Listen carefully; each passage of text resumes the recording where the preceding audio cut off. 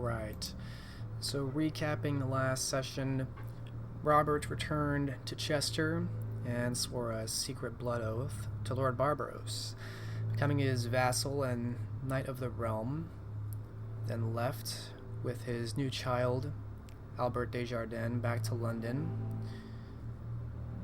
And as this was happening, Nicholas, Elenid, and their new counselor, Talisia, were looking into the texts of demonology, and the former two traveled to Bristol, where it was learned from their contact Father Tybalt that just after demonic events, the Tower of London around 1345, all the clergy texts on demonology were secured in a church library in Norwich.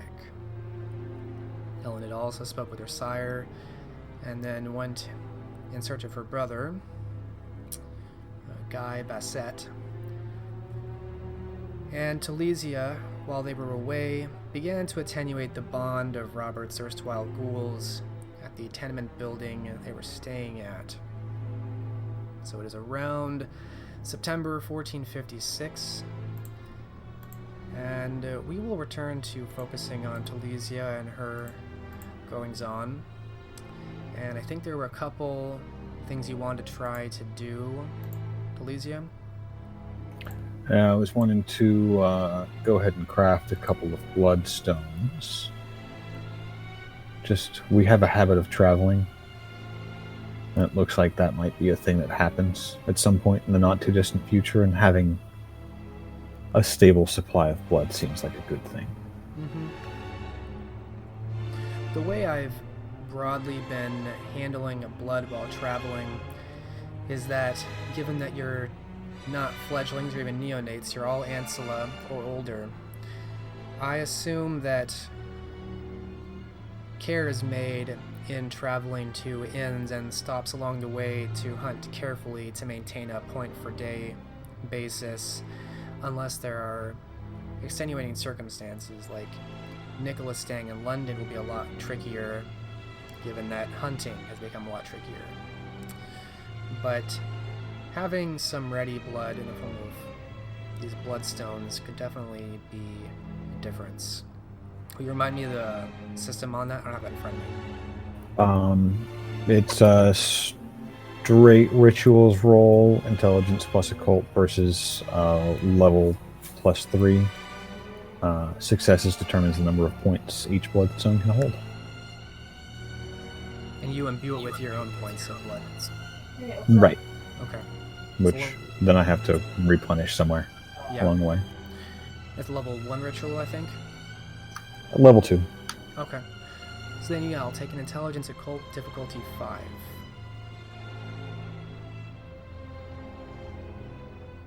You want it once or twice? Because I was looking to do 2.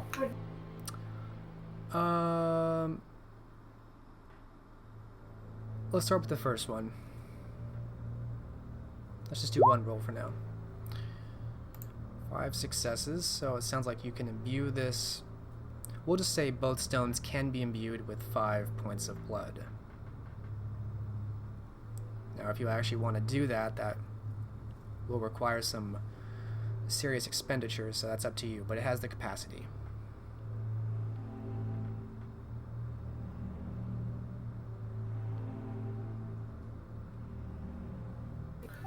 Thinking.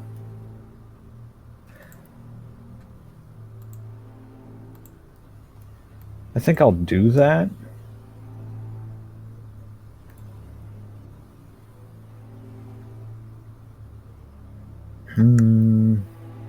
Yeah, I think I'll do that. I didn't explicitly specify, but you're starting the game with full blood. I don't know if I told you that or not. Yeah. Okay. So you're going to put 5 in both? Indeed. Okay. And then do some hunting. Alright. From your herd or in the streets? From the herd. Okay. How much do you want to take from the herd? Total herd should be 7, so I think I'll probably take 1 from each, if possible.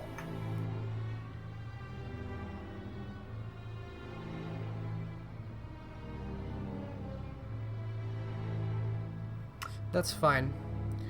I doubt you're going to have to take that much very frequently, so that's fine. No, to me. definitely not. And she's versatile enough that she can definitely hunt the streets as well if she needs to. Yeah.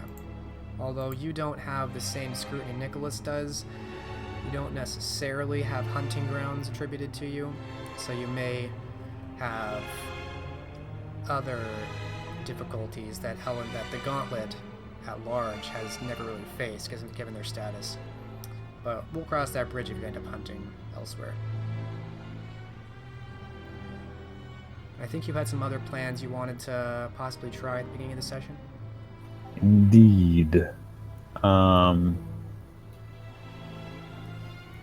see. I'm just looking through my notes.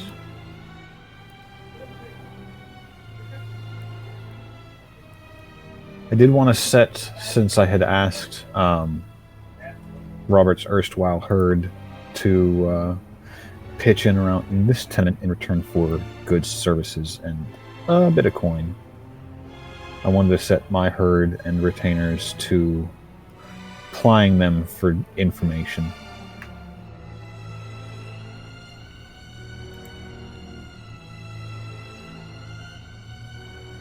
Alright, and you have, looks like 1 point in retainers. Do you have a name for this person?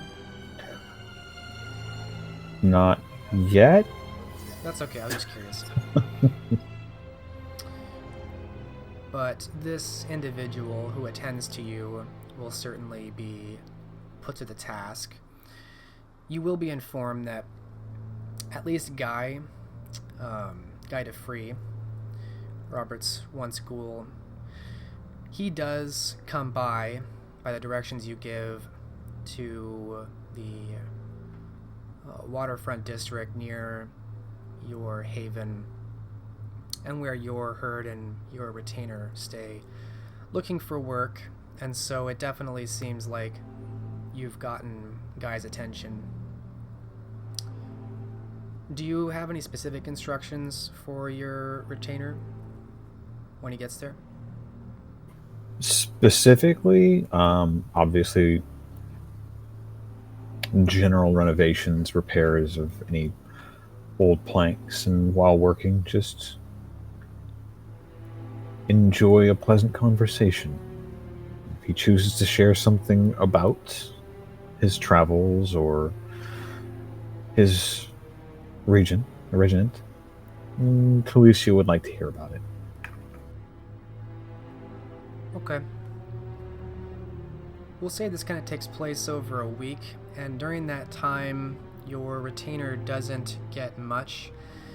You do learn by proxy of this retainer and casual conversations that Guillaume DeFree was for a long time a hunter and a ranger, and originally was living in Dorchester,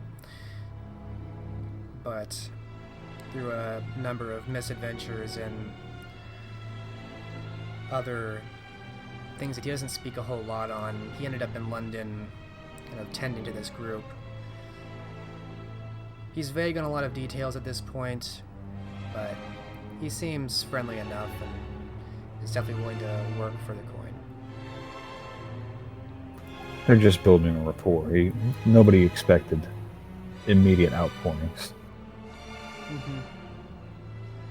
So that's starting. And I'm going to say around the end of this week is the time that, Robert, you return to London with your new child, Albert Desjardins.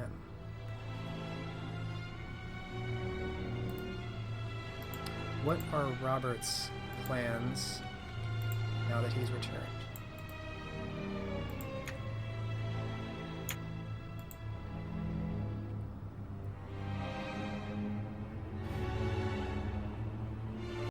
His first stop will most likely be Elenid's Manor.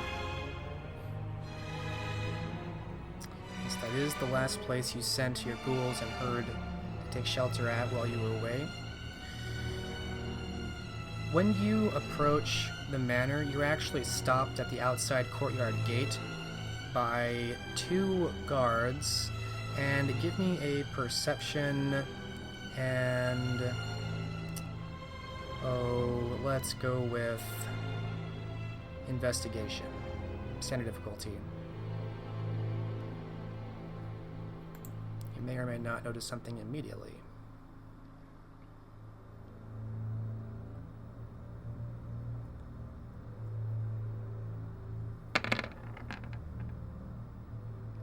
One success. Alright. You recognize the heraldry on the tunics of these guards as being men-at-arms that once served the chamberlains.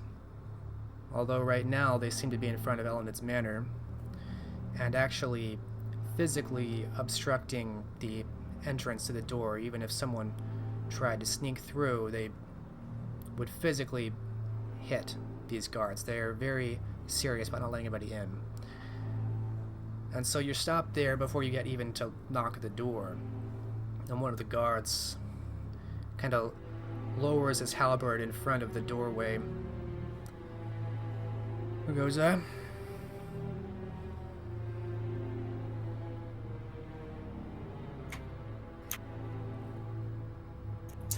Robert says nothing and holds out the signet ring.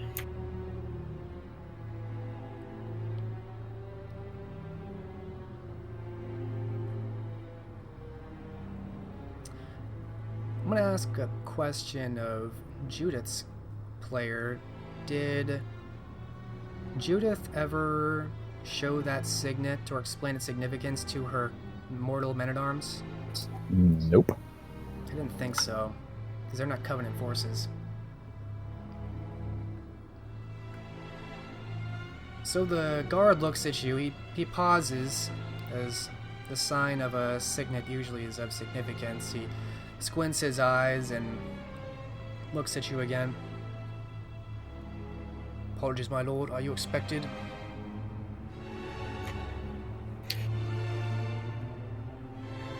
Not expected drop by, but I am familiar with the lady of this manor. Is she in?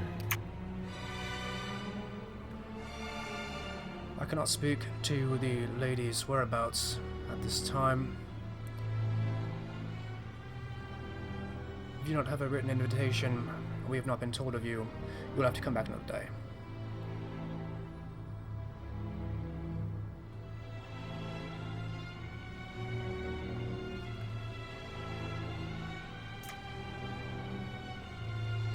Right. I'm sure you'll pass along message of my arrival. May I state your name then? Yes, Robert DeVere. Very good, sir. The lady will hear this. Good evening, then. He says nothing and returns his halberd to its upright position, and the other guard beside him does so as well. They just kind of watch you quietly and stoically. I was going to head to Elysium. Alright. Head to Elysium. That was going to be my next thing. Well, then you may run into each other.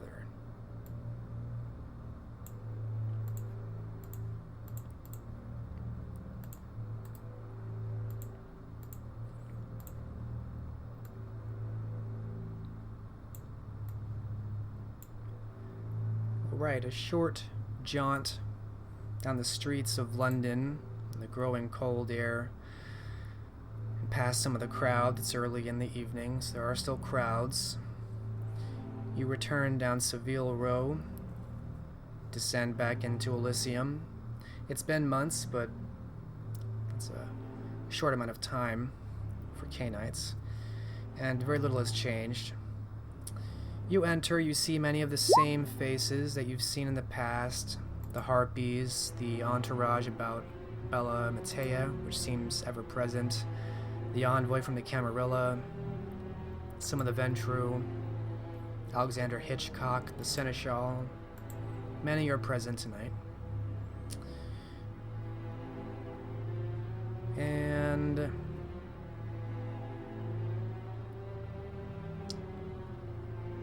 I will say that you also note... Actually, give me one sec. Let me see if I have something.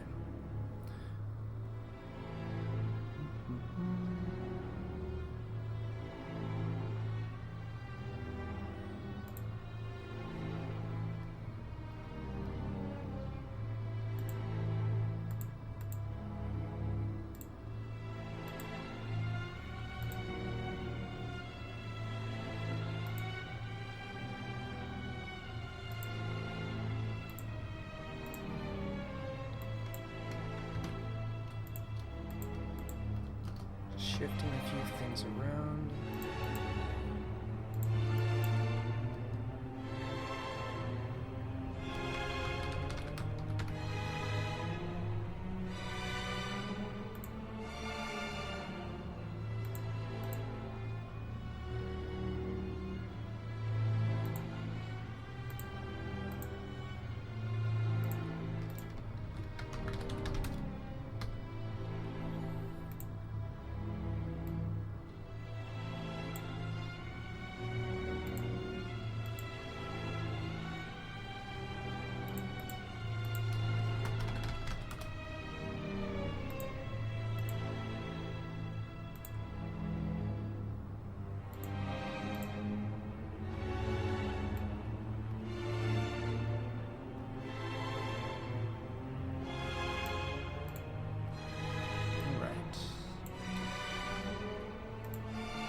Alright, sorry about that.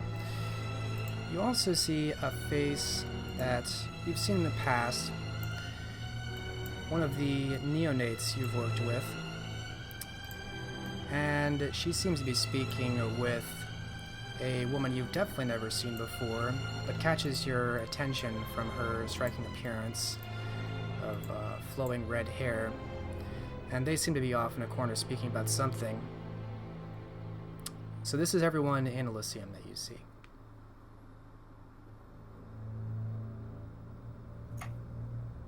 Start greeting Bella.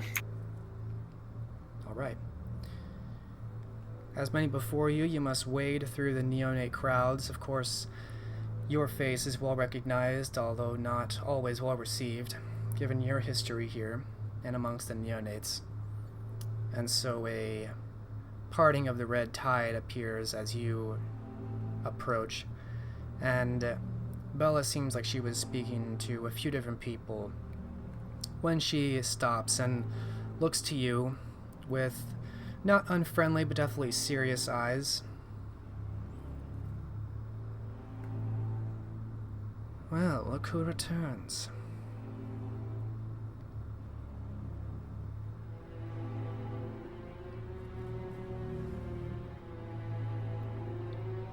And here I am. You know, for our kind, a number of months seems a blink of the eye, and yet in other cases it seems so much can happen.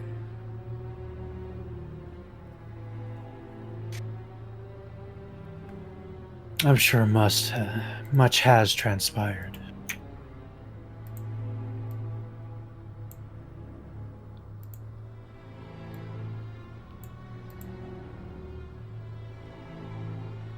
And pray tell, what have you been up to?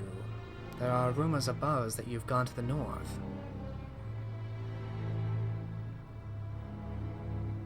Is that the rumor?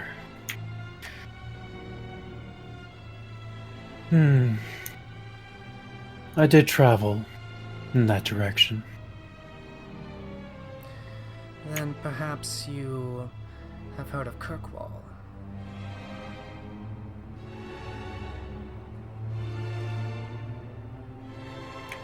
Ooh, that is an interesting name. Interesting because you know something. She narrows her eyes and recrosses her legs.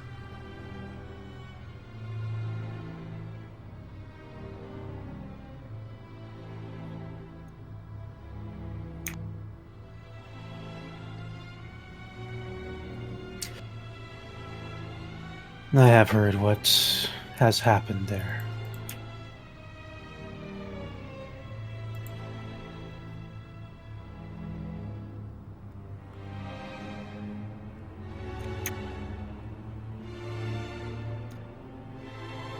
Don't look so serious.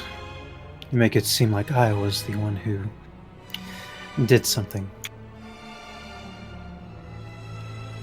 Oh, I said so. No such thing, my dear. Interesting that you jumped to that conclusion,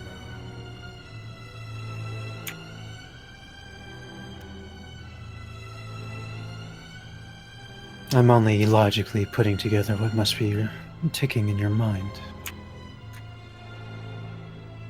I come back with a new child.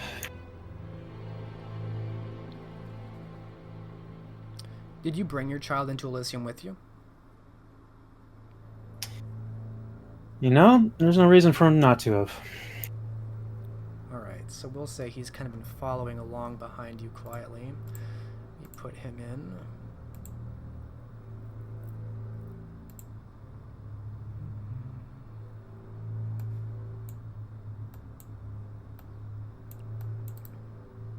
So much as before, he knows better than to speak up when he doesn't know what's going on. And so he's kind of kept to himself. His eyes go around here and there at the many faces. This is a bit overwhelming to him as he realizes how many other Canaanites are in this room.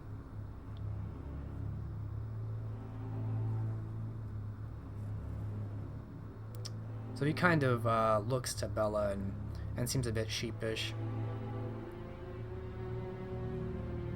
Oh, I can smell the fledgling on him.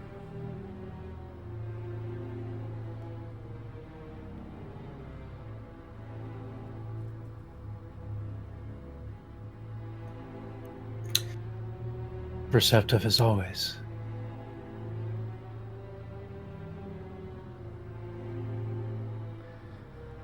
Robert, he's going to be eaten alive in a place like this. Why would you bring him here? He needs to see faces.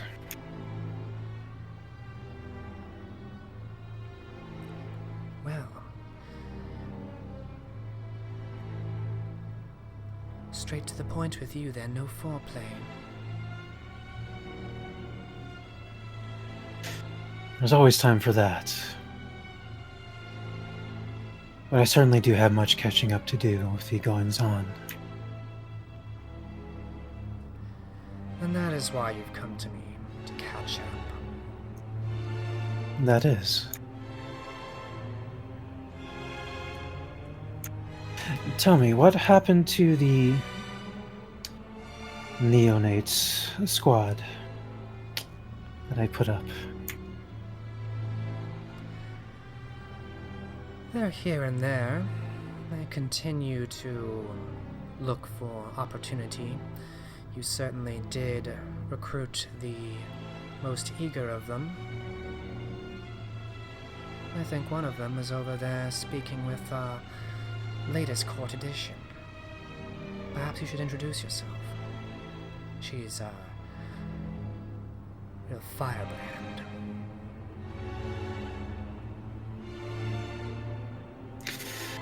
Does that one have a name? Talisia, she calls herself. Very skilled. I like her. For now.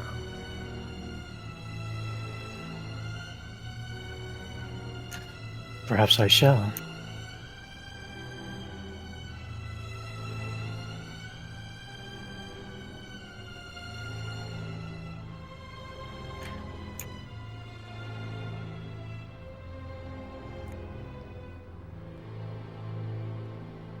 I suppose there's not much left to say.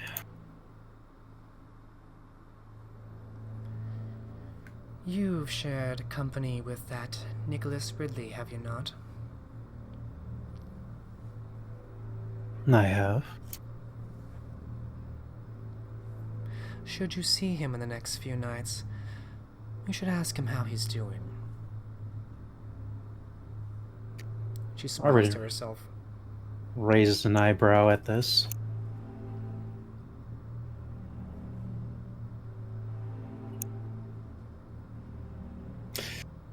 Oh, what did he do to earn your ire? My ire. Robert, there you are, jumping to conclusions again.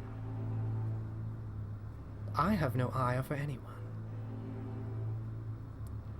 She bats her eyelashes a couple of times and smiles at you. Of course not.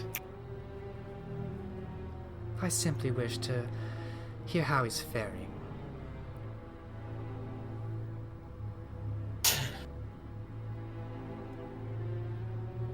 Hopefully not too poorly, or perhaps the other way around.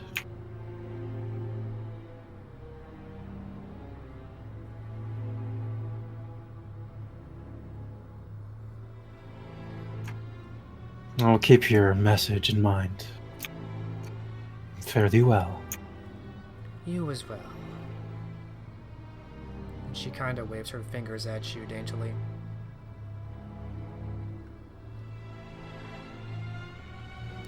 And as you leave, the small chorus of gossip erupts around her again.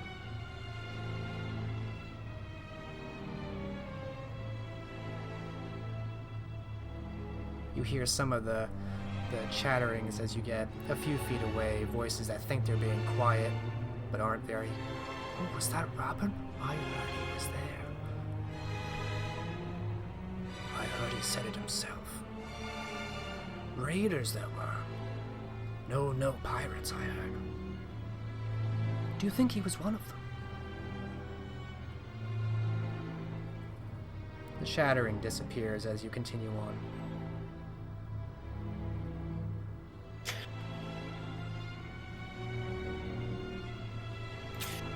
Robert just smirks as he makes his way towards Talisia.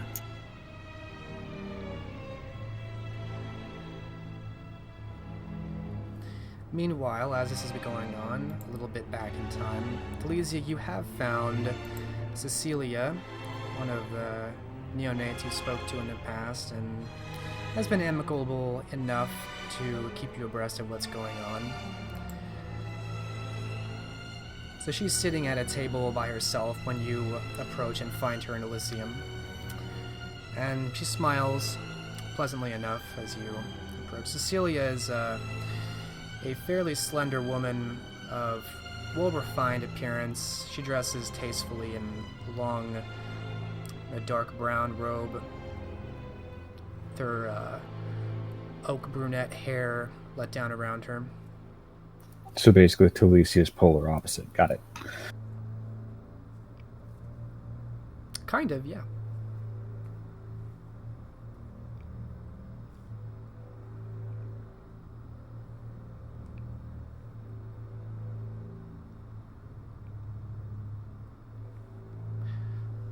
Oh, Talisia, how do you do?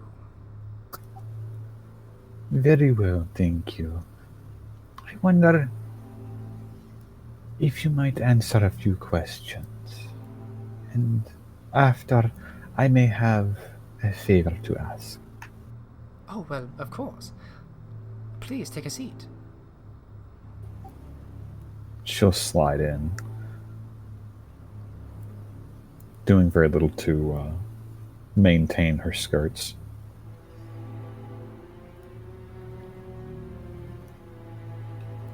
I have heard much talk of, and very little in person, of Robert here.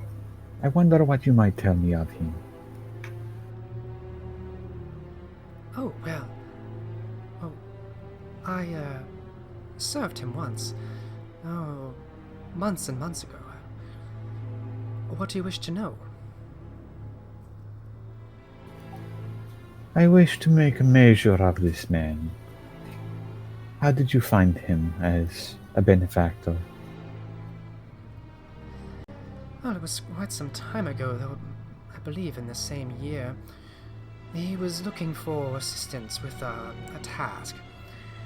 So my coterie and I, we ended up gaining his patronage.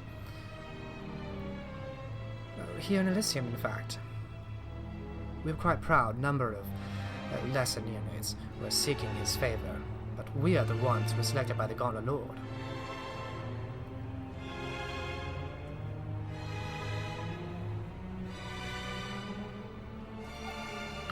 And what task did you do for him?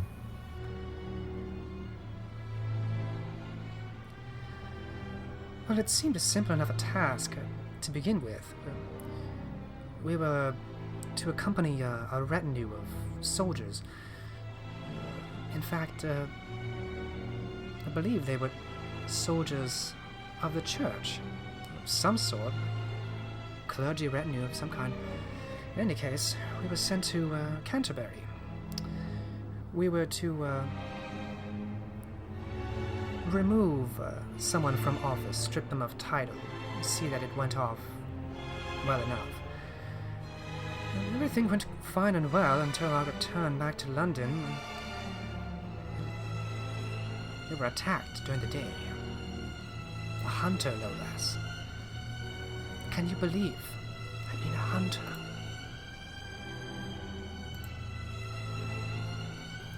Talisia looks appropriately shocked by the mention of a hunter.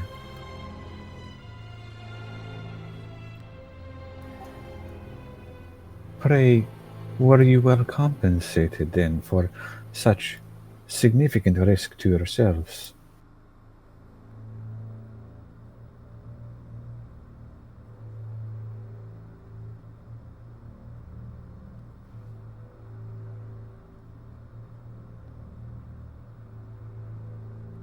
Give me one moment while I look up my notes to see how they were compensated.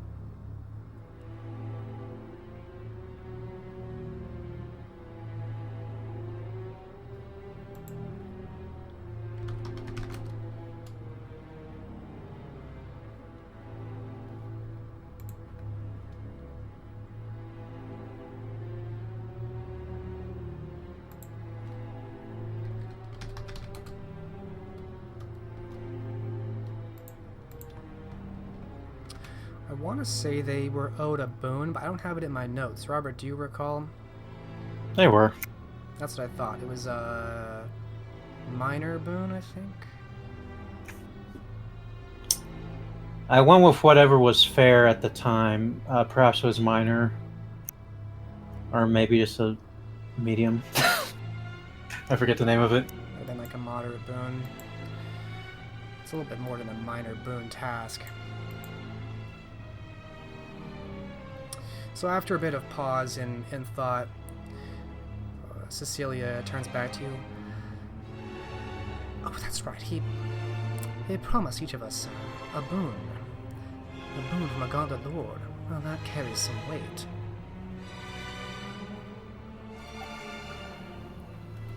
Moderate boon, or? And she kind of just lets the question hang there. Well, at least so. Though from one such as his status, well, that would curry quite some favor. She seems to smile off in thought.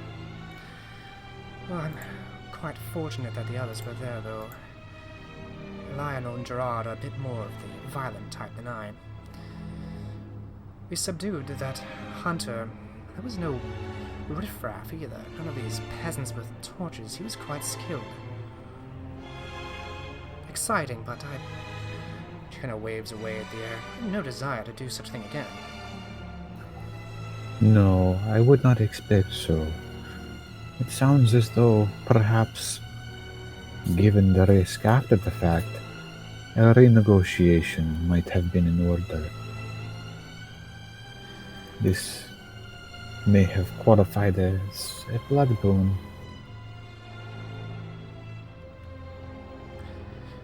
Well, I don't know if I would say that, but I mean, how can we argue with a gauntlet lord?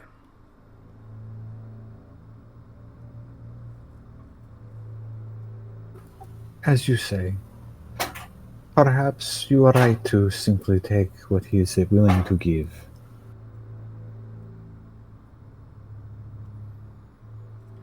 I have no desire to step on anyone's shoes, certainly not someone like him.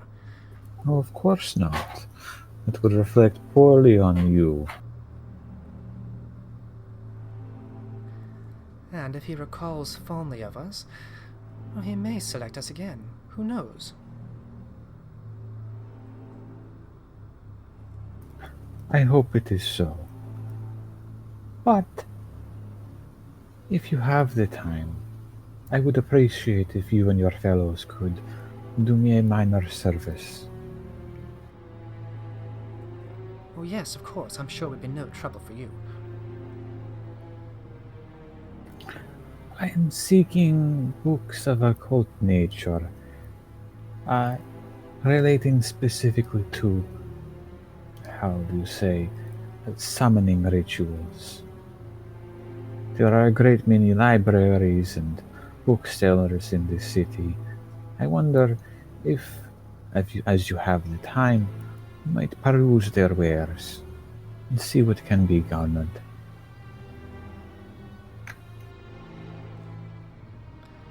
Well, not exactly my forte, but I will certainly bring it up with my coterie. I'm sure we can find something. I would offer a trivial boon in return to each of you. Obviously, it is no great risk, but it is very time consuming, and there is only one of me.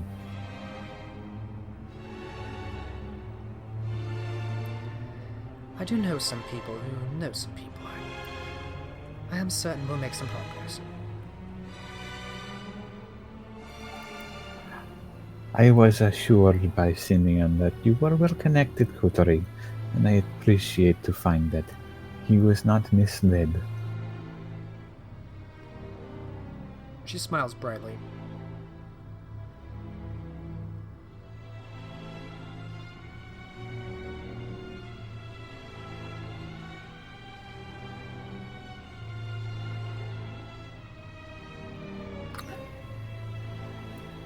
Also, if you happen upon Master De Vere again, I would appreciate if you not mention my inquiry. Oh, of course. Discretion is of the utmost importance in all of this. Nothing quite so nefarious, no. I simply like to know who all the major players are in the city. He is an unknown quantity.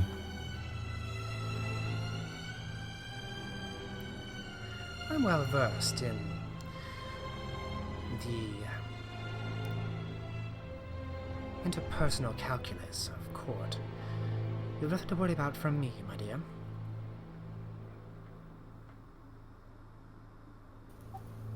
Your discretion is greatly appreciated.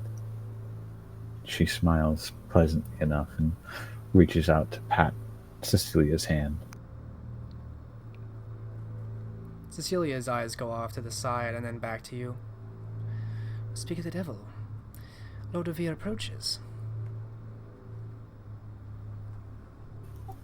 In a much louder tone, probably loud enough for Robert to hear. You really ought to drop by my tenement. We hold services. I think you would enjoy them.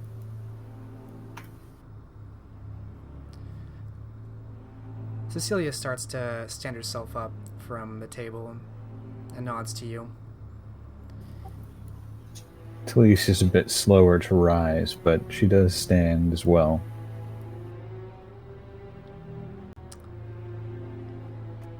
Robert's eyes are drawn to Talisia as he approaches. Cecilia starts to make her way past you, Robert, but smiles very keenly and gives you a curtsy as she passes by. Talisia... Go ahead, sorry. He'll give her a nod of recognition and turn his attention to Talisia. And I will say that your child, Albert, has continued to follow you, since he doesn't know what else to do here.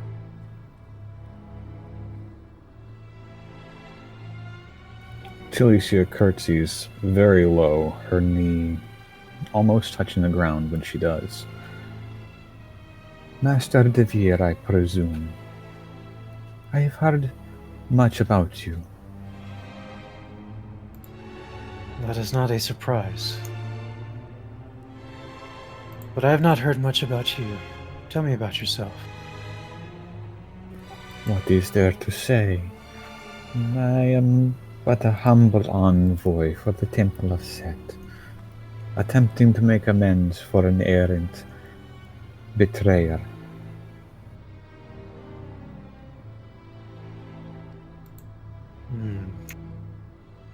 Set, is that one of the princes I hear about? He kind of looks to you, Robert, mostly whispering, but not doing a very good job of it. I would be most pleased to speak of theology if that is what you wish, young master. Perhaps later. Set is not one of our princes. No. Several orders of magnitude greater.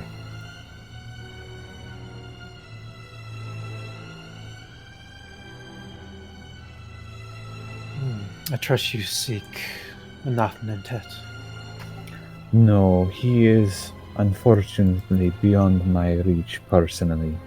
However, the Hierophants of the temple do seek his heart's blood.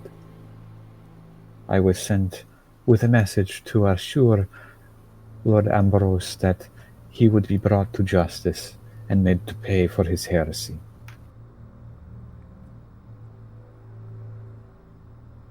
A just decree.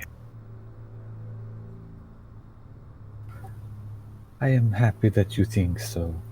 I fear that perhaps this news fell on, how would you put it,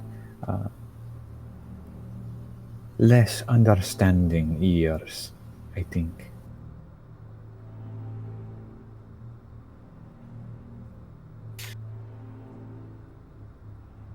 Certainly you have not met with much resistance.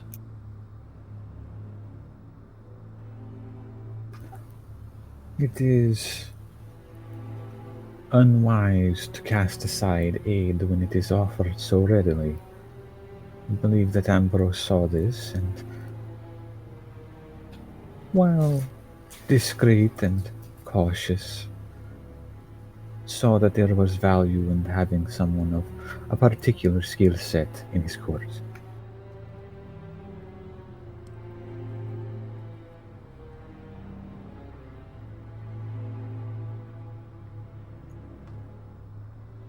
I see.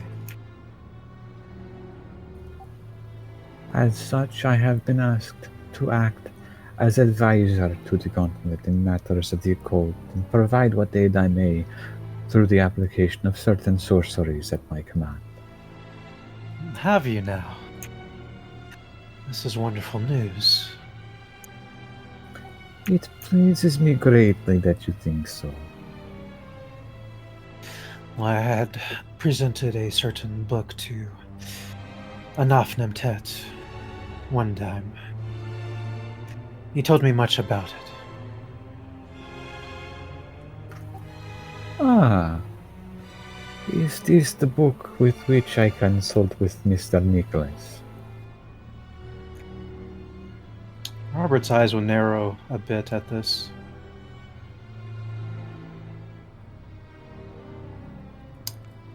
Is it? I couldn't know. I have not spoken with Anafnemtet ever, to my knowledge.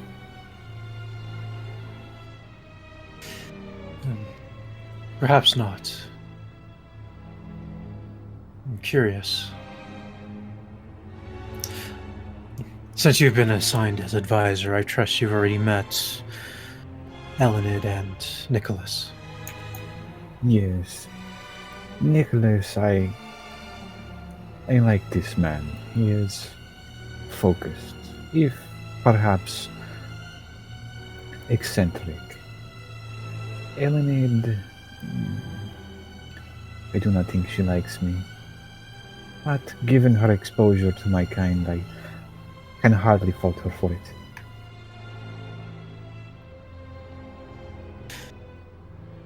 It is quite humble of you. I am a pragmatist. I see the world as it is, not how I choose it to be.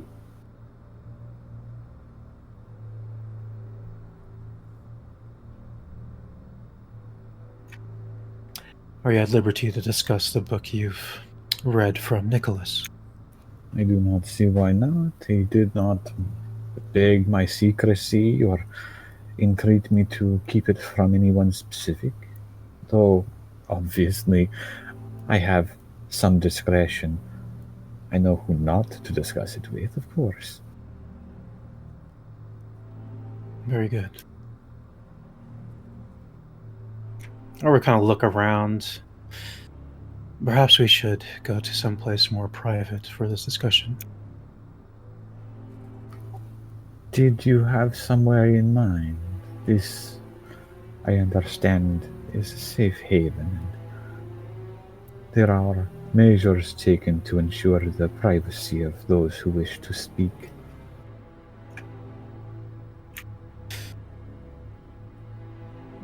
I only met a more secluded place within.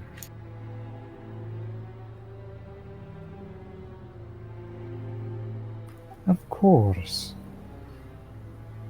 She will gesture for him to lead the way and fall in step alongside his child. He offers you an awkward and forced smile. And she will take his arm and hook her elbow around it. Robert looks curiously at this scene, but he won't interject, not yet. I'll begin leading them to a more private alcove. Yes, there are several alcoves available, corners away from the main area of Elysium that do have this white noise to help from the water, the fountains, and the moving of the water down some of these little inlets that have been carved from stone. Later, Albert might comment on the fact that Talisia seems quite warm for a canine.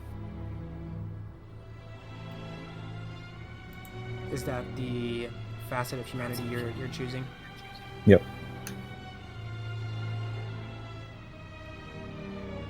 Being a ginger, she doesn't need to look like she's not pale.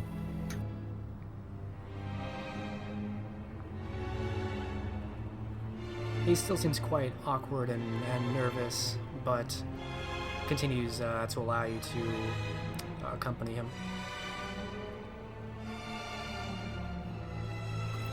Oh, young man.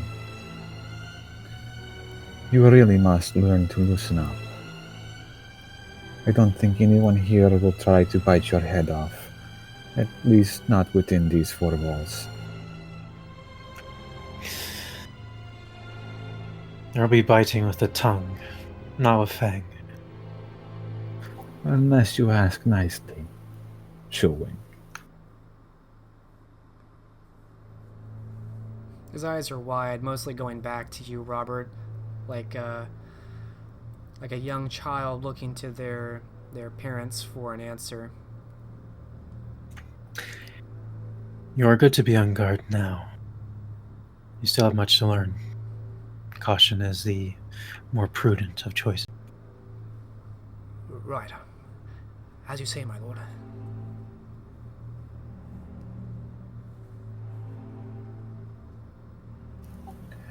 Given the circumstances, I am impressed that you were able to command the boons necessary to purchase permission to embrace.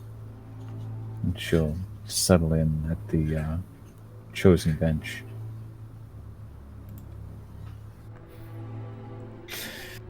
Being one of the gauntlet does come with its many perks.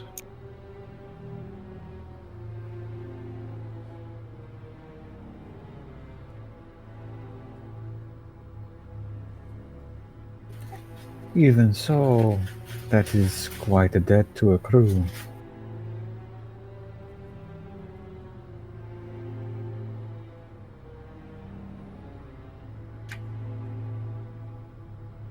You speak true.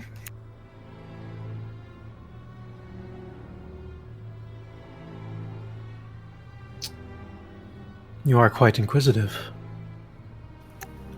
In my profession, it pays to ask the right questions.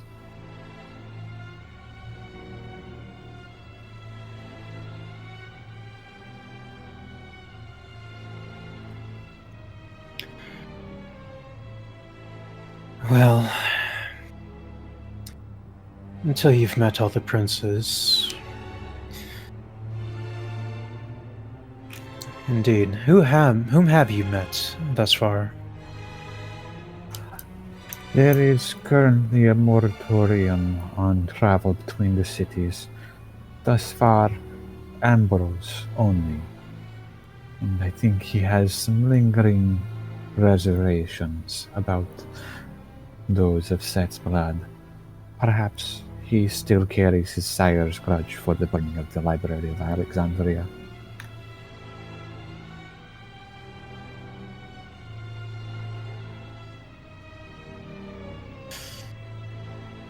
And yet he seeks to keep you close.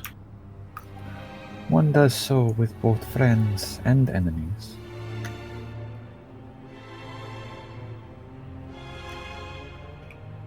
Indeed, that is wise.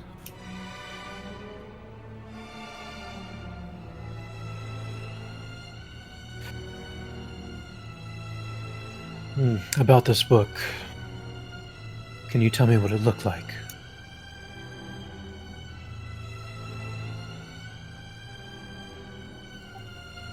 It was rather old, though not ancient. Swaddled in cloth like a small babe.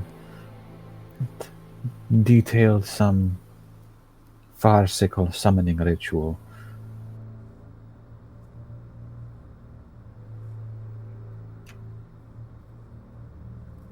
Aye, that sounds like the book I sought to perhaps have you glimpse at. It's good that I do not have to go through the effort. But you said it was... You believe it is false in some way. I believe that there is a chance that whatever demon was summoned took steps to impact the author's recollection of events. It detailed a name which no demon worth their salt would allow to be committed to page.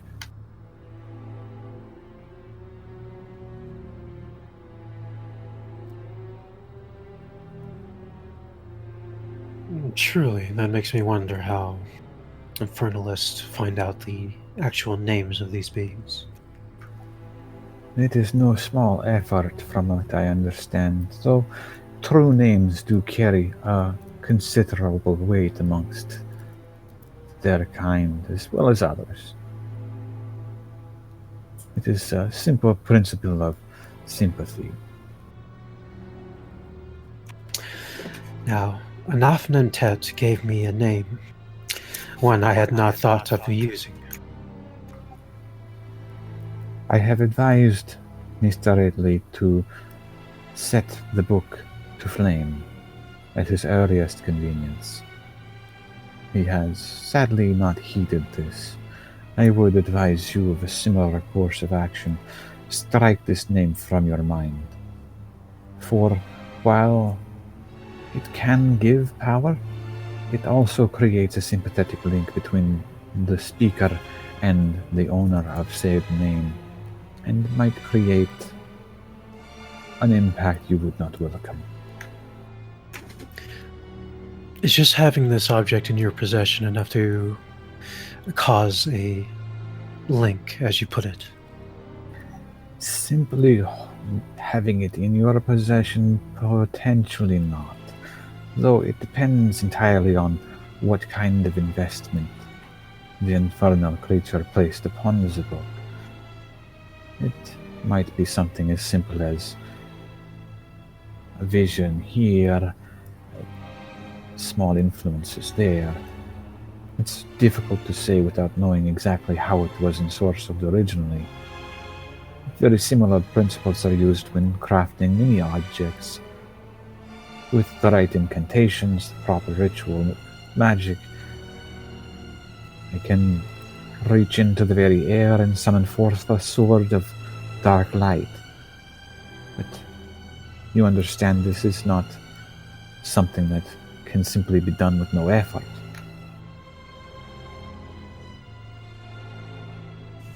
I see. The reason I am concerned is because Octavia, the Prince of Canterbury, had a vision, one in which a shadow is attached itself to me. And this is the only dark thing I can think of that would result in such a thing.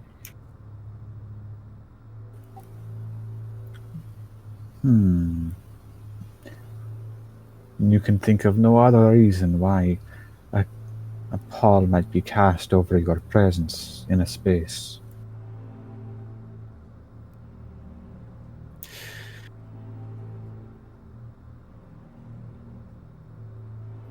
Of this nature, no.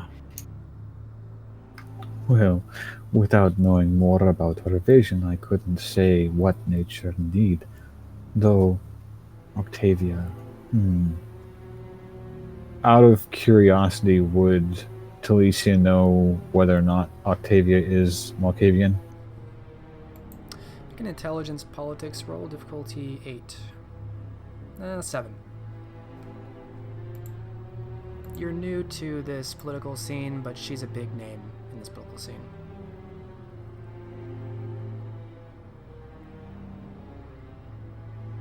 Two successes.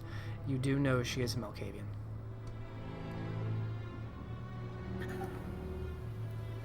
Those of Malkov's blood, the Cassandras, they can say many things with many hidden meanings.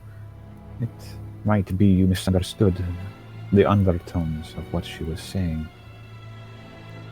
Truly, there is only one context to you, though?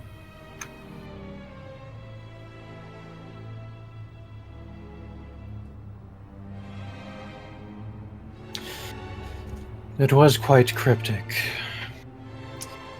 But I think your advice to burn the book may be most useful, especially if there's such danger with a false name planted within. Quite so. A summoning ritual using a false name would grant no influence over the summoned creature. Though, if the sigils in the book are accurate, it would still potentially summon the creature itself, simply leave the summoner defenseless against it.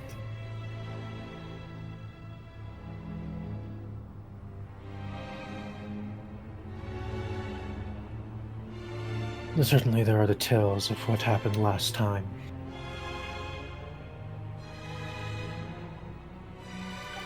Last time? Ah, you have not heard, have you? I am from the continent, and, well, new to the city, of course.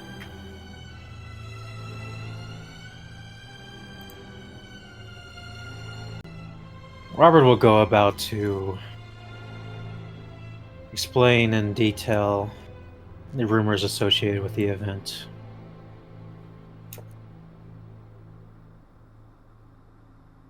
And the destruction of the previous Prince of London.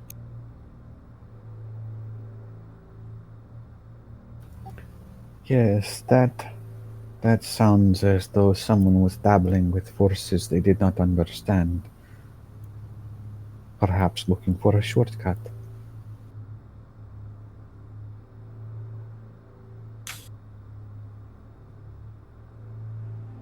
And I suppose if their goal was to bring ruin to the prince, that was achieved. But at what cost? Surely the presence of hunters has increased. As I understand it, the summoner himself met his end not long after. What good could it have done him? Little nothing. That is precisely why this book is dangerous. On this point we agree, though I think perhaps Master Ridley's focus is steering him astray.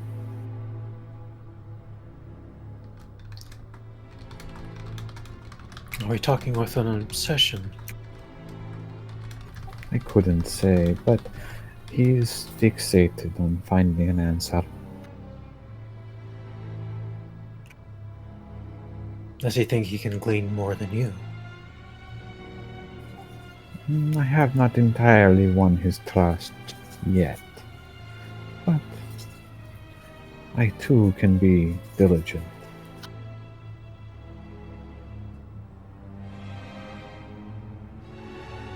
Hmm.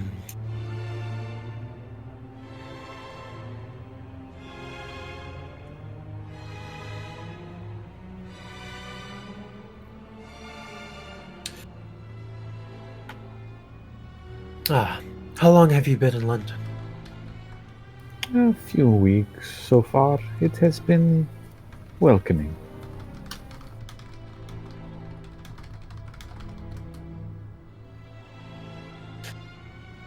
I trust you've met the key players of the city. A few, not all, of course. Bella Matea has been quite welcoming. Though, of course, as a harpy, it is more about what can be done for her than necessarily what she can do for others. That is the way it goes. Indeed, with greater status, one's focus tends to drift away from the necessities of those beneath you and towards the desires of you and your peers.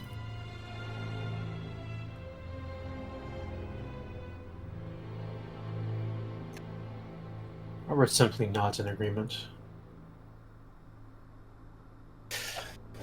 A truism if I've ever heard one.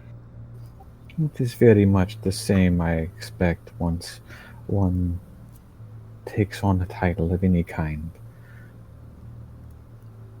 I find often one can judge the measure of a Cainite by how he treats his subordinates.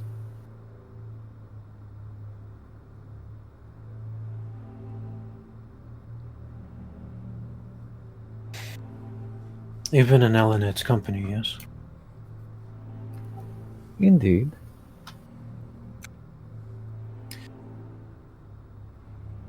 Tell me, the fact that Nicholas presented you the book means that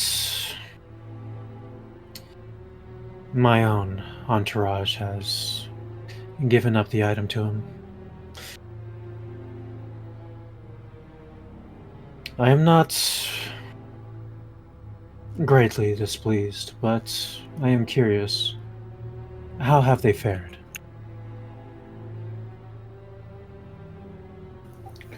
you will have to help me here. Your entourage, they were not present at Elenid's manor.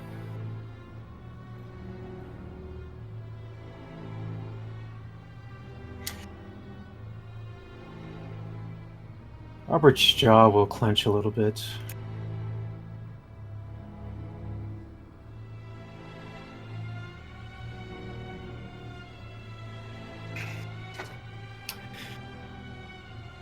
So you say.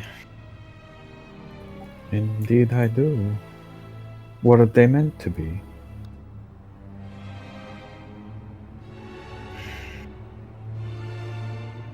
They were. Perhaps she Did- arranged something else for them. Perhaps.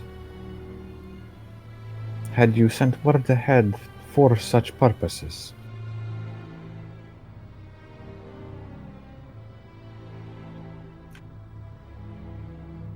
As in a message. No. Did not send a message ahead. I trusted Guy to deliver messages in the past. Then surely you sent some form of compensation so that they would not be an additional burden on her own coffers. Alas, my own estate was seized due to treachery.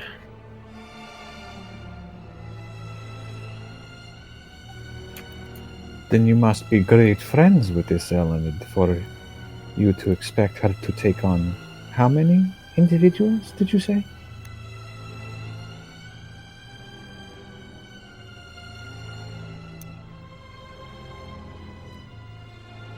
Out of character, I have to look at what 3 dots of herd is worth again.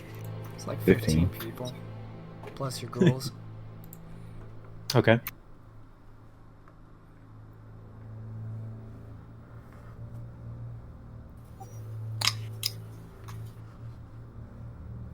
Yes. Let's say somewhere around 17. 17. This would have been the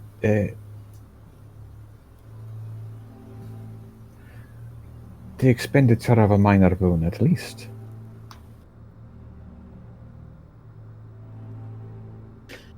Had been great servants. I'd hope she would find a use for them.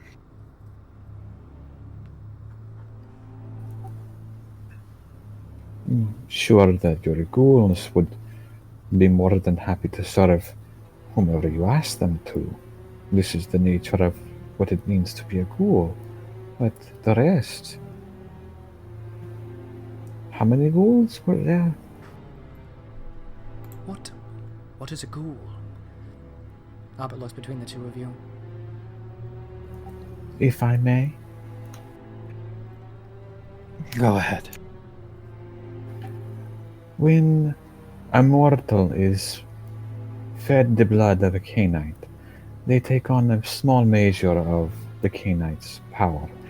It strengthens them against certain injuries, it increases their physical prowess, and for so long as they continue to ingest that Cainite's blood, we call it vitae, they will not age.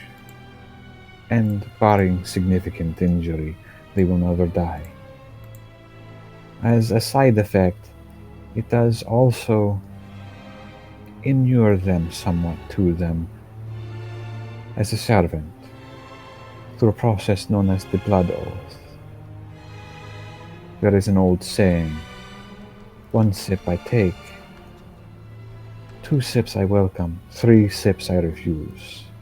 For on the third taste, on the third night, the blood oath is secured, and very little in this unlife can dismiss it. And as such, the Temple of Set teaches that servants are to be revered and treated with utmost care, for the onus of their longevity and their deep loyalty is placed on the Cainite who created them.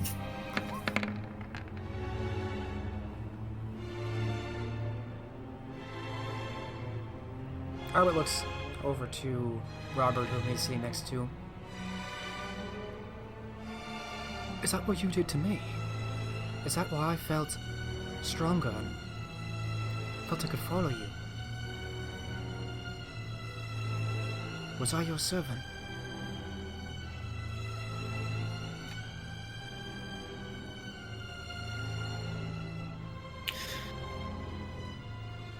That is what I did to you to save your life, yes.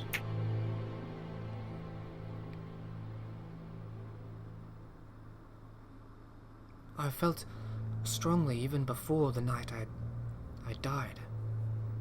How long have I been in service to you? He suddenly looks horrified. From the moment the pagans first attacked us, and you took that wound. I knew there was something different about that night. You can see his face screwing up with different emotions.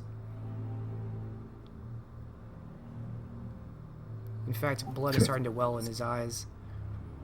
Talisia reaches out to stroke Albert's hand. I would not judge him too harshly. Circumstances notwithstanding, we all take ghouls for different reasons.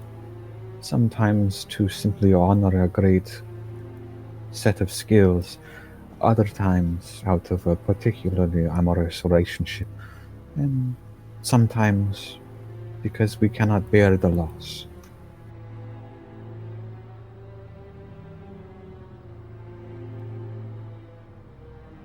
But I feel the same now. Will this forever? Will this be forever? I do not understand.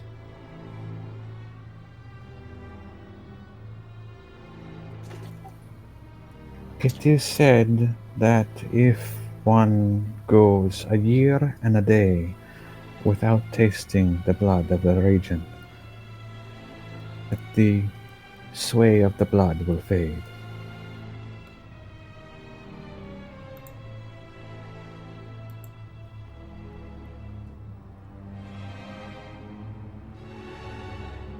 Robert will gauge Albert's reaction at this. His face is still tormented. You can see it's as though he's trying to hold back tears.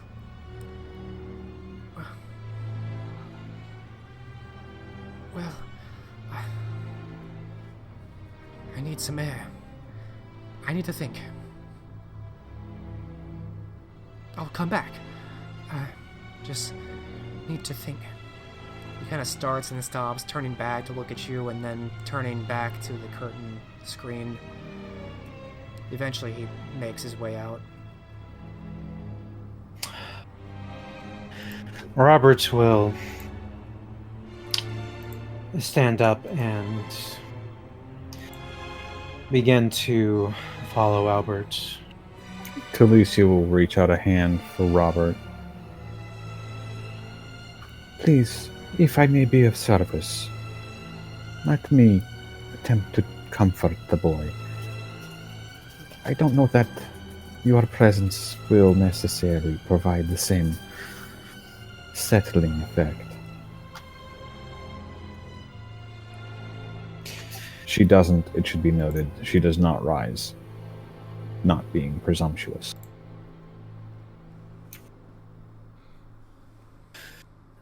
What you say is true for his emotions, yet this is something that I need to deal with. I do not disagree with you, but perhaps give him an evening. I will see that he is taken care of and can haven safely. As I said, I have been tasked with being advisor to the Gauntlet. I classify this in the same vein.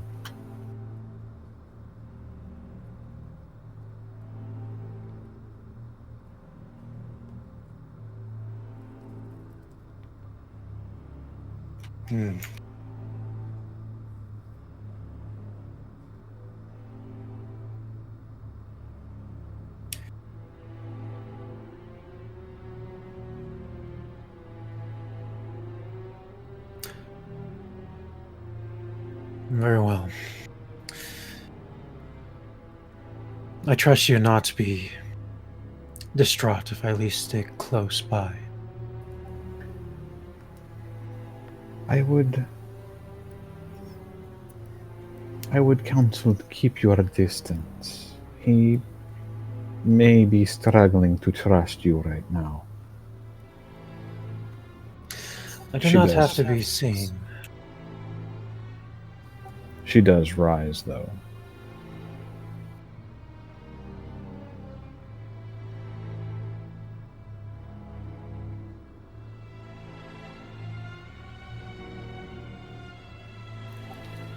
make an effort to avoid his detection, though I do not expect one so young to be very astute. If he knew you were following, he might have an adverse reaction. Also, if you came directly here, I cannot imagine he has had time to be presented to Ambrose. And as such, the sheriff or the scourge would be within their rights to destroy him on sight.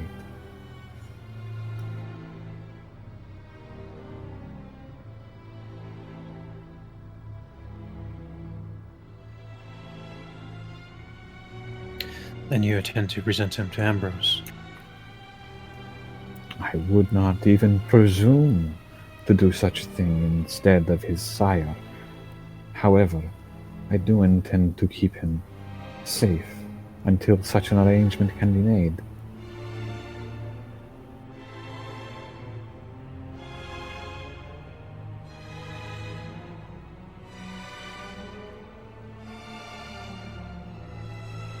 You're quite right. Where will you be staying? I operate a small tenement house on the waterfront. You will know it by the men and women in robes ministering to the destitute in the area.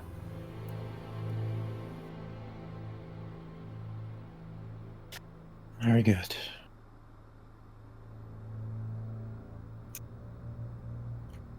I will leave him to you and speak with Ambrose, the prince.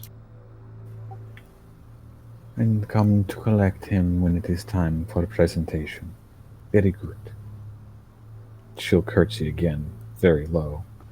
And then she doesn't hurry out, but her steps are elongated because Albert has a bit of a head start. Okay. So you depart Elysium. Robert, what do you do? Does intend to go to Ambrose's court. All right.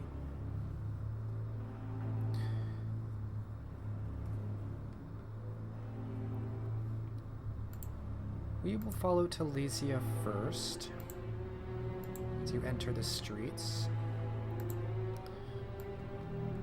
in search of Albert Desjardins. One moment.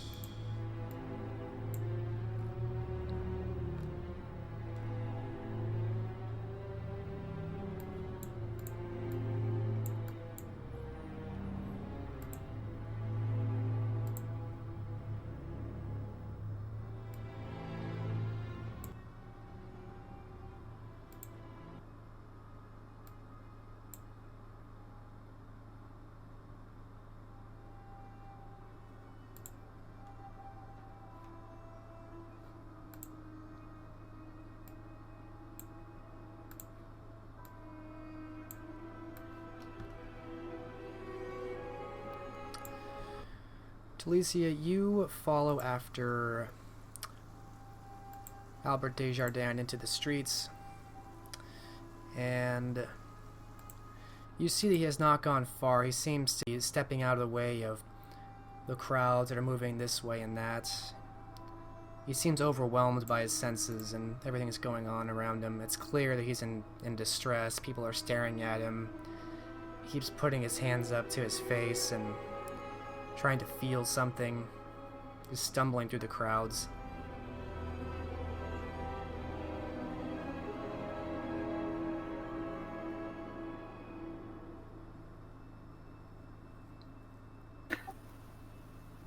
She'll make her way up to him, the brass bells at her hip tinkling a little bit,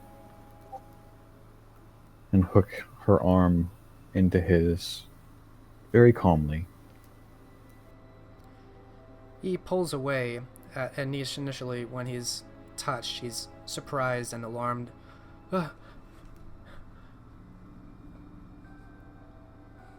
Shh, it is all right, Albert.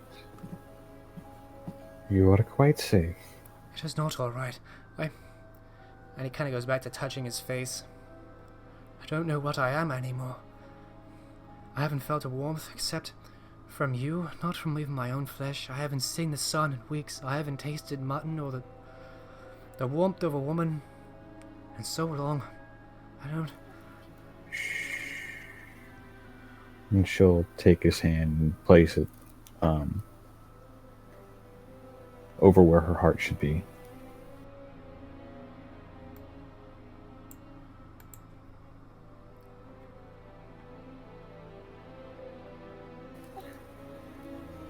Look at me. Calm yourself.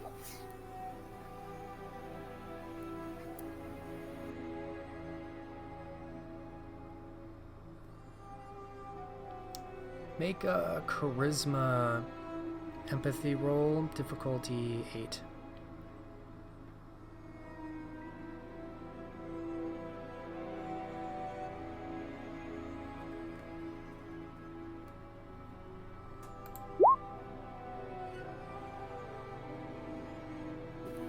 Well, that didn't work. That is a botch. It's an actual botch. He pulls away from you. I don't even know what you are.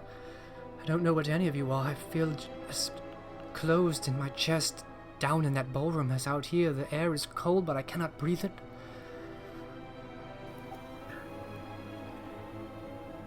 If you wish to breathe, simply do so.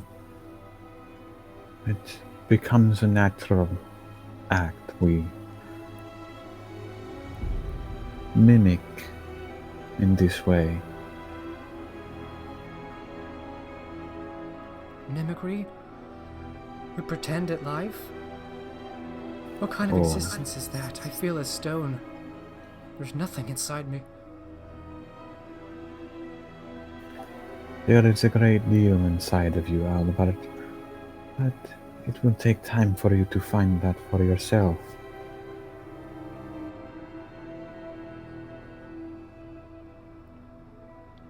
I wish for none of this. Kind of waves at the air in front of you. I wished only to be on an adventure. But are you not on an adventure now?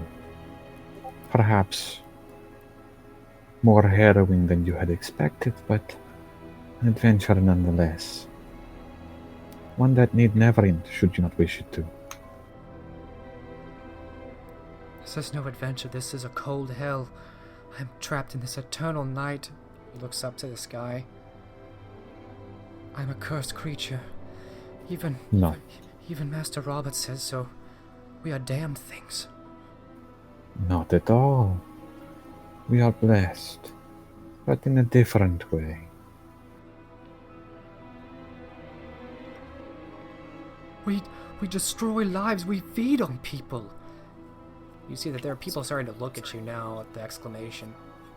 Shh. If you wish to end your unlife, continue ranting, but leave me and the rest out of it.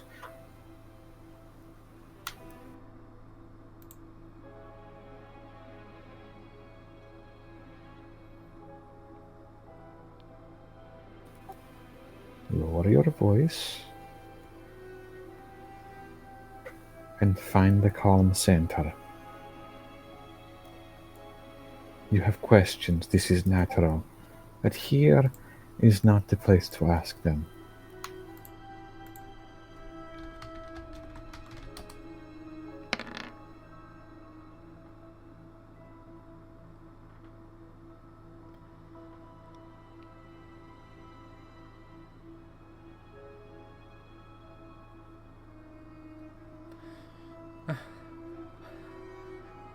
He kind of looks you up and down. I must get away from all of you. He kind of backs away from you and inadvertently backing into an alley, and he trips over some boxes which startle him, and then he turns and runs very, very, very quickly. Can I use entrancement before he gets away? I'll give you a chance. You're gonna have to be really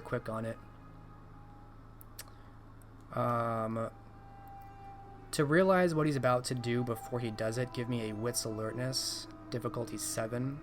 If you pass that, you can try and entrance him.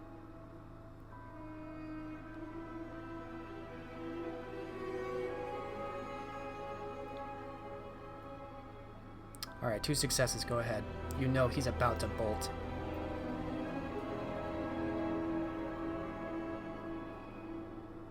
Difficulty is his current willpower. Let's see here. I want to say that's 5. Let's see if it is 4.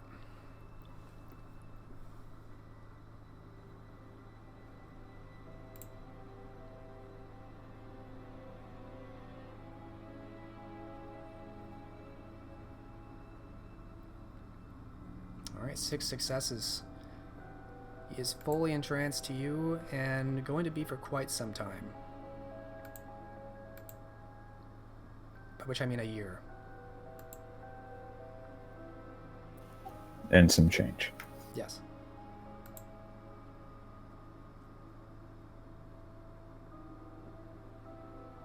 So you can see that he's about to move at great speed, and you just catch his eyes as he's about to turn as you speak, and he stops his movement like a statue, and his eyes sink a little bit into yours. Albert, can't you see that I am trying to help you? It does not suit your needs to lose your head this way. Come, let us find a quiet place for you to collect your thoughts and perhaps ask those questions. Yes, whatever you want. I will find a quiet place.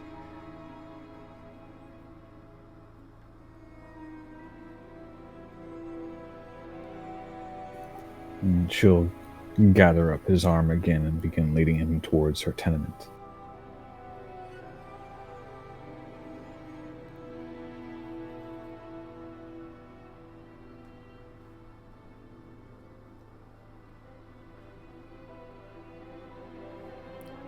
Alright, you begin leading him away.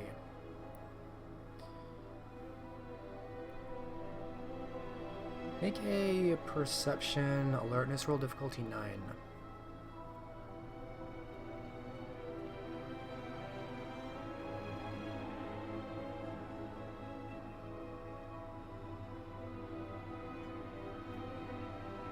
Alright.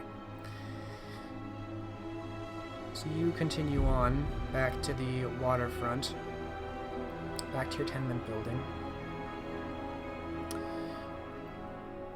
And you see that much is as you would expect it to be. Your herd seems to be at work, but likely going to sleep very soon. You don't see a retainer, they may be off, attending to other errands, but probably will be back soon enough. This is a quiet place. We could sit here. Is that what you desire? Let us go inside. I find that the very young have questions that can take my time to explain. In case we lose track of time, we will be at no risk.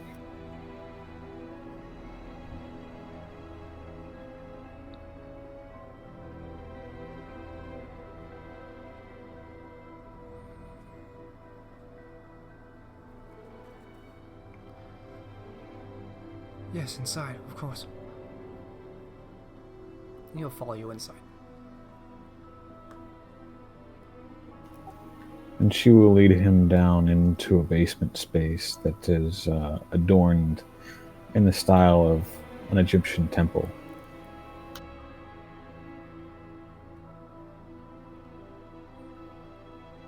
And in you go. And as the door closes behind the two of you, the scene will change.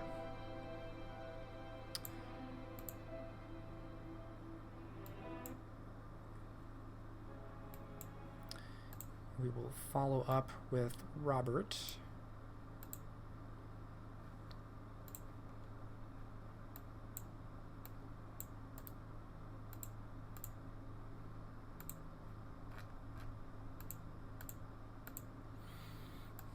Who has gone to court in search of Ambrose?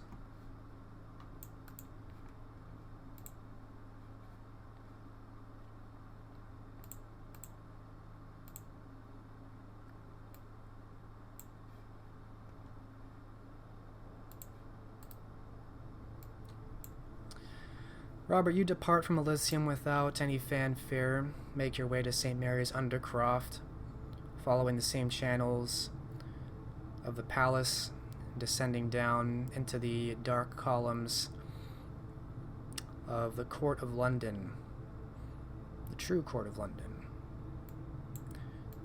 the one most kind never see.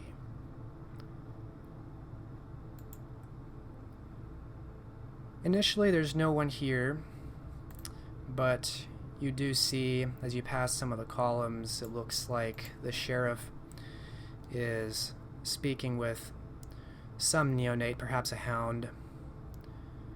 He sees you and then sends off the neonate in some direction.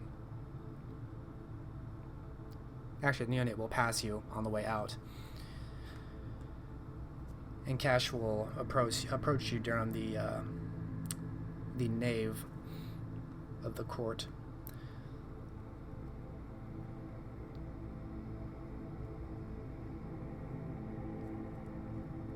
Does Robert recognize the neonate? Let's see here. Would you recognize this person?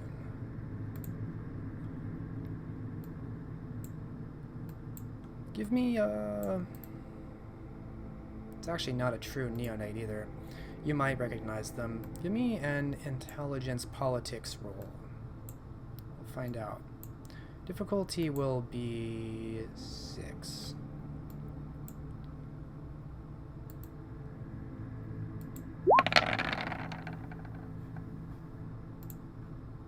Four successes. Yes. You know this man. His name is Gregor. It's a short, ghoulish young man, often sticks to the outskirts of most social gatherings, almost never at Elysium. Those who know him say mostly negative things. A few claim that he's mutilated the corpses of the kind in the past, and looked amused while doing so, although that's just a rumor. It's said that he had a hand in bringing down an assault on the Tower of London almost around a century ago, when Jack Timbers was still sheriff. This was one of the neonates that was said to bring down the Nosferatu child of the Nosferatu primogen during a haphazard plan to break into the tower.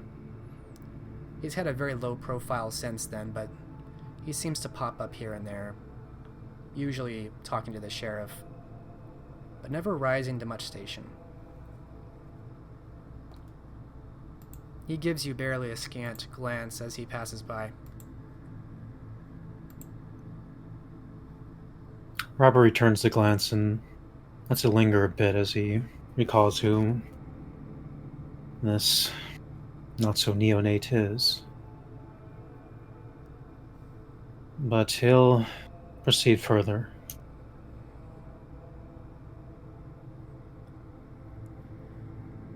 Lord de Vere,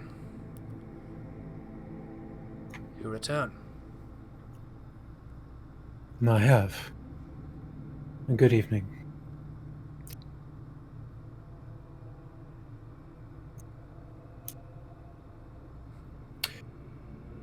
Is our prince present? He is not far. You have been gone some time. There are questions about what you've been doing in the north. I suspect as such.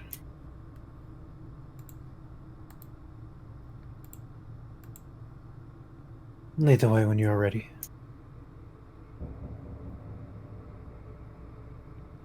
He narrows his eyes at you briefly, and then turns around. He still has at least a plate curacon, and so there's a clank of metal as he moves. And he'll lead you through the back entrance, or rather the back door of the St. Mary's Undercroft. And you end up in, eventually passing through some hallways in a small stone chamber.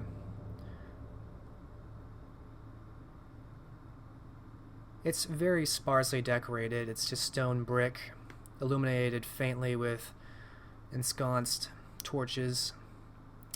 The room has a large wooden desk in the center, and you can see that it appears Ambrose is poring over maps here. He looks up very slowly as the two of you enter.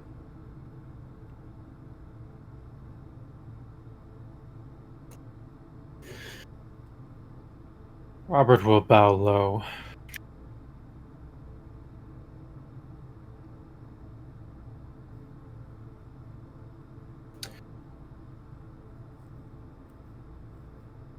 I trust you wish to speak with me, my prince.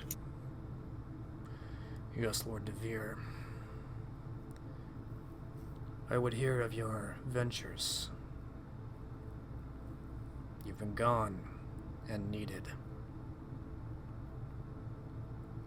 Now that half the gauntlet is but ash, much weighs upon you and Lady Versinghen. And I shall return fully to my duties now that I've secured a new child.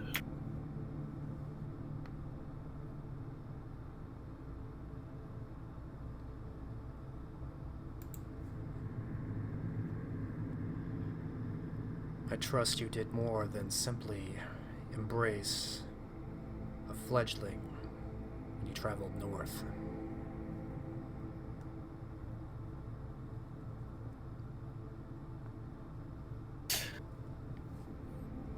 I did do more.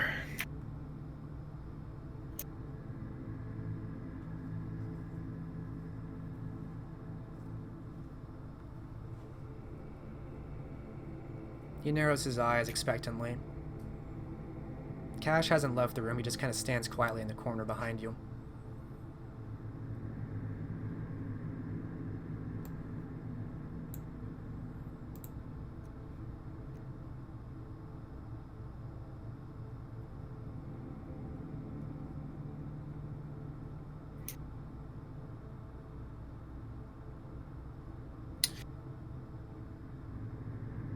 What I went to the north for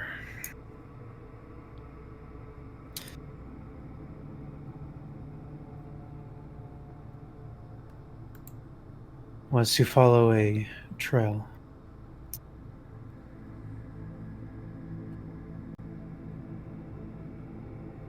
Speak plainly and quickly, Lord de Vere.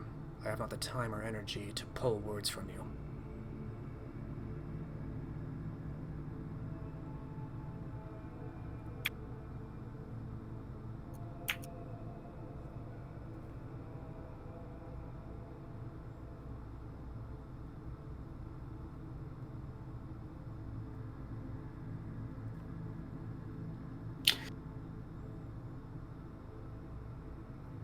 Well,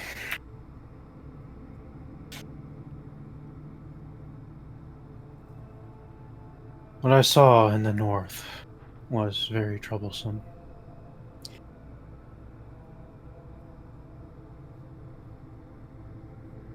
I trust you've heard of the town of Kirkwall. All have heard. Many theories exist. If you have more than theory, I would hear it.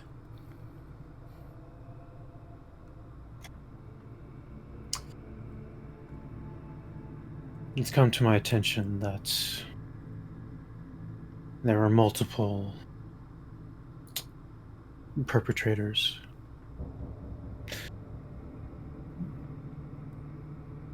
I've not been led to believe that they were of the Anarch origin.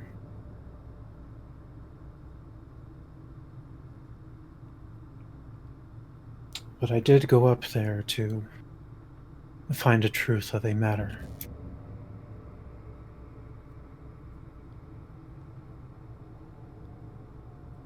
How do you know they are not Anarchs?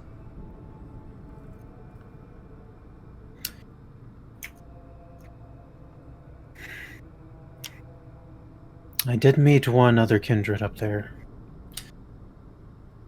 He did not seem to hold any loyalty to the Anarchs.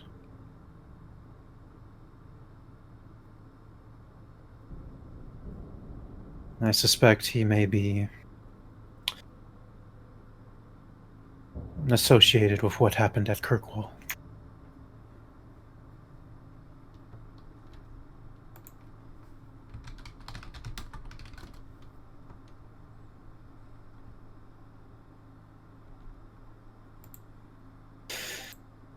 But my own reason for going there, truthfully, was to see if there was truth to a rumor about Prince Ragnar.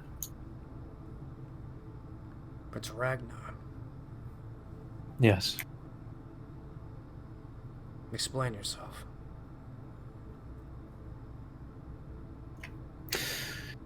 I've heard whispers in the court that it's possible that she had committed some act of diablerie.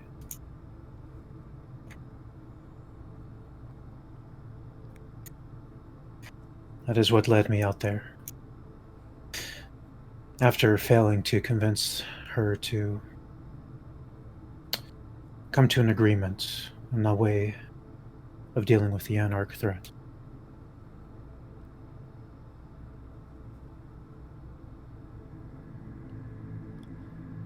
I remember Wulfric making similar claims in those days he walked this earth.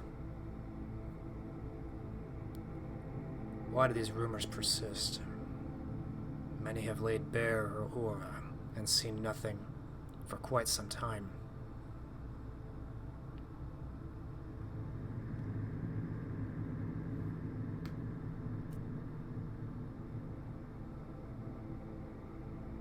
I do not know the details of what lengths were undertaken to investigate this claim. Only that I too came upon the rumor and sought to investigate it.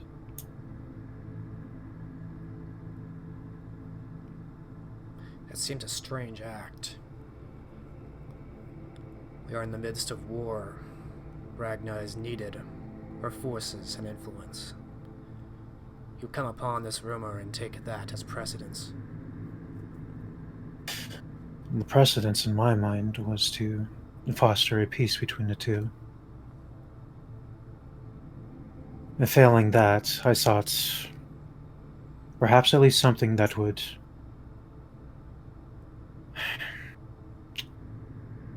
at least be tangible to weaken one or the other.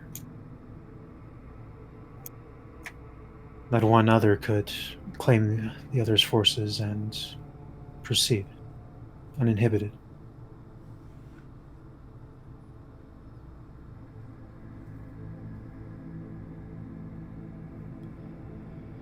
The Covenant has voiced its support officially in favor of Ragnar. To act against her is to act against the Covenant.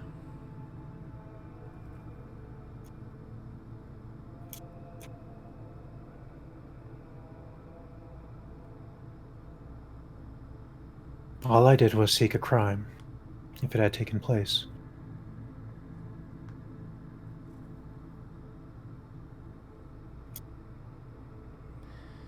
And what did you find in the North, besides this new child?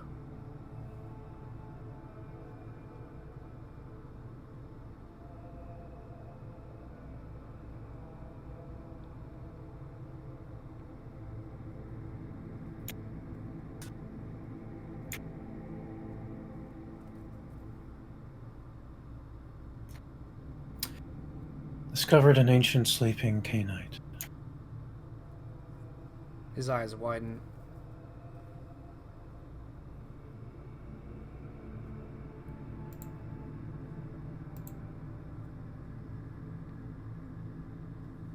What?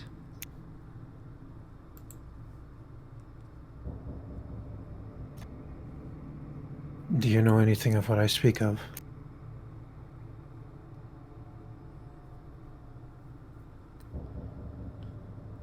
The Covenant has no domain north of Hadrian's Wall. We do not trek into Scotland or the lands beyond. These were agreed upon many years ago.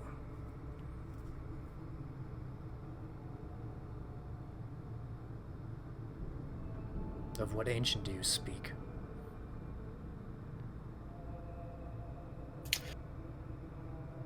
I know nothing of this ancient, other than they are the one that attacked Kirkwall.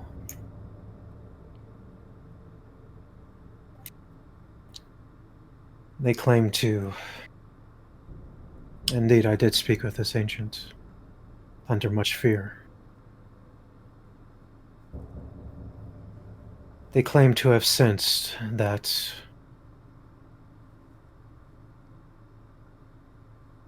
what Rolfric mentioned was indeed true. By what means, I know not.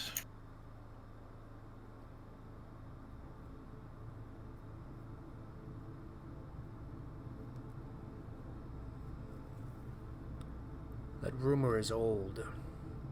A claim that she fed on her sire's heart's blood, long ago, before even the formation of the Covenant. It is not a rumor that I would propagate beyond these walls. How on earth would this Methuselah know of such things?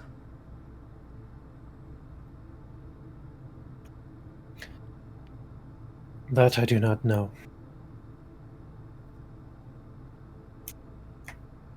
With this being traveled quickly and powerfully.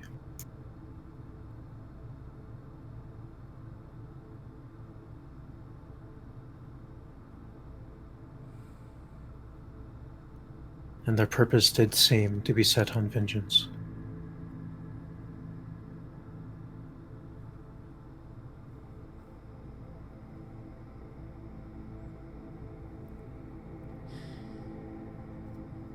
He briefly slams his fists on the wooden table, making it come up for a moment. Damn. We face enough enemies and threats, and now a new one awakens.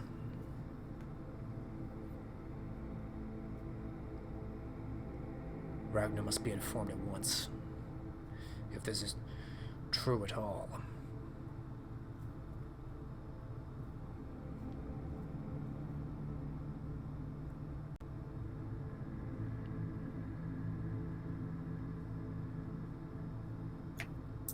She is still a member of the Covenant, yes.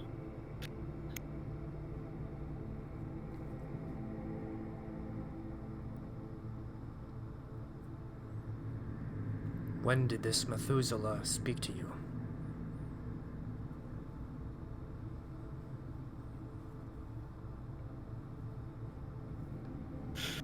Many nights ago. It took me much time to travel here, and the Methuselah had already slaughtered Kirkwall well before I was even able to see the scene.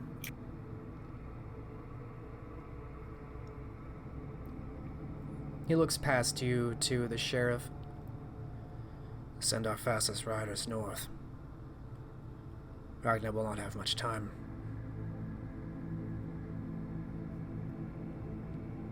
And you, he looks to you, you will go with them. For you will identify this ancient. I would have the whole of the gauntlet faced against this. At least this enemy we know when and where. At least where. Even a Methuselah will take time to get there. They are not creatures most prone to travel amongst ships and wagon. Many of them are quite alien. And surely he would have the hunger of a mountain.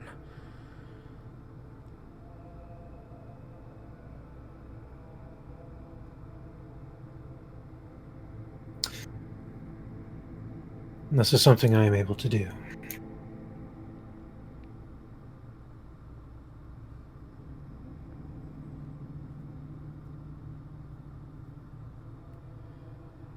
You will rally Elenid, as well as her counselors and her household.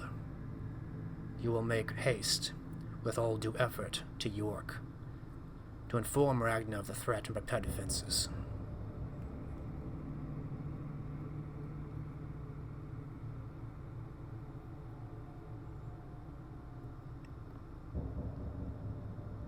Very good, my prince. If this Methuselah is capable of burning Kirkwall, there is no telling with what speed it will attack when it arrives. We must repel it when it appears.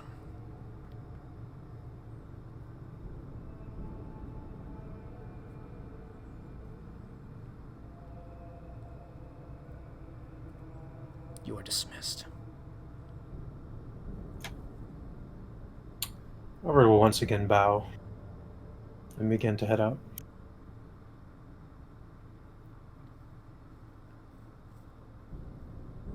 You hear the wooden table shatter behind you as you step away. And you go out into the hall.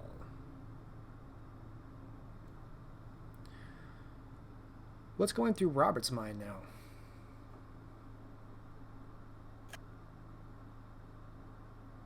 Well, he actually... Many things are going through his mind. One is dreading actually being anywhere in the vicinity of this Methuselah. He is happy that he's not dead yet. And his mind may be drifting to what will happen after. He doesn't expect Ragnar to actually be able to withstand an assault. And if the whole Covenant forces come to bear, perhaps then, but this is not something that would be ideal, as I would greatly weaken them to the other threats at their doorsteps.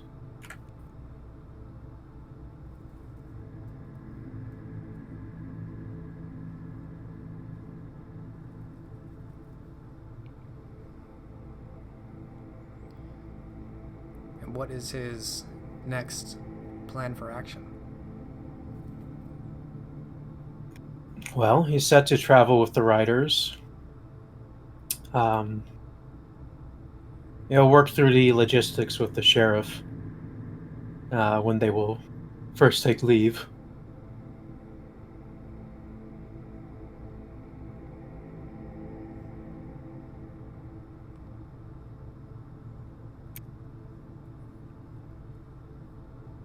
And of course, if Elenid is indeed going as well,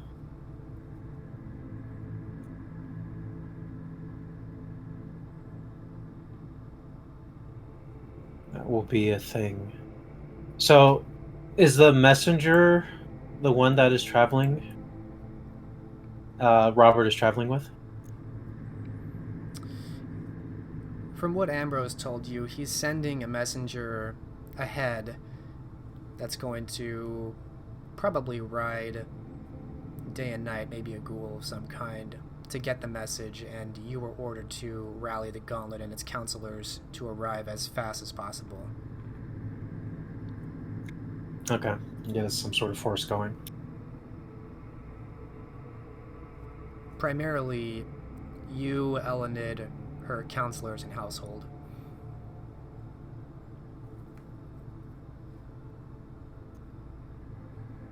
All right. Well, he's not going to shirk from that duty. He'll set forth. All right.